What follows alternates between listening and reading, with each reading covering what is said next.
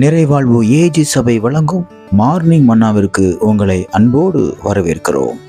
கர்த்தருடைய பரிசுத்த நாமம் மகிமைப்படுவதாக. இந்த நாளிலே உங்களை சந்திப்பதிலே மிகுந்த சந்தோஷம். எனக்கு அந்த தேடு பிள்ளைகளே, எங்கெல்லாம் நீங்க கனவீனப்பட்டீங்களோ, எங்கெல்லாம் உங்க தலை தாழ்த்தப்பட்டுச்சோ, தலை தொங்குற மாதிரி சில பிரச்சனை நடந்துச்சோ, அல்லது உங்களை ரொம்ப தரக்குறைவா நடத்தினாங்களோ, அந்த இடத்துல தேவன் உங்கள் தலையை உயர்த்த வல்லமுடையவராயிருக்கிறார். நன்றாக புரிந்து கொள்ளுங்கள். நான் என் பேரை நான் நல்லவன், நான் உயர்ந்தவன், என்னை கர்த்தர் அப்படி உயர்த்தி வைத்திருக்கிறார் என்று சொல்வதை காட்டிலும் தேவன் என் தலையை எப்படி உயர்த்துகிறார் தெரியுமா? உங்களுக்காக ஒரு வசனத்தை வாசிக்கிறேன் பாருங்கள். என்னாகமத்தின் புஸ்தகம் 27ஆம் அதிகாரம் 20வது வார்த்தையினுடைய கடைசி பகுதியை உங்களுக்காக வாசிக்கிறேன்.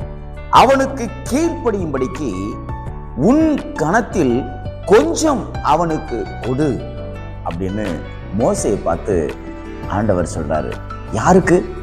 இந்த யோசுவாவுக்கு. இந்த யோசுவா ஒரு சின்ன மனுஷனாக காணப்படுகிறார்.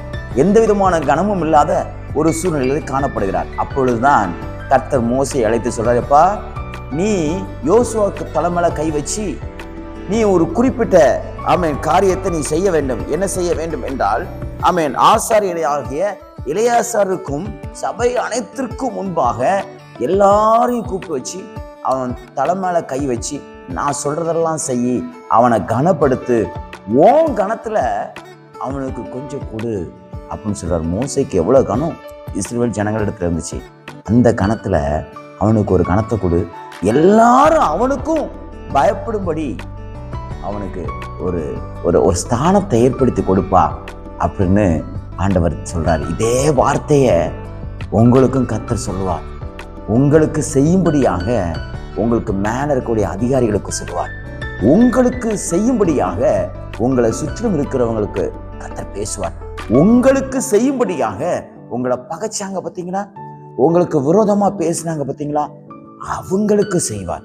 அப்படி சொல்ல வைப்பார். எனக்கு அன்பான தென்று பிள்ளைகளே, நம்முடைய ஆண்டவருக்கு ஒரு பெயர் உண்டு.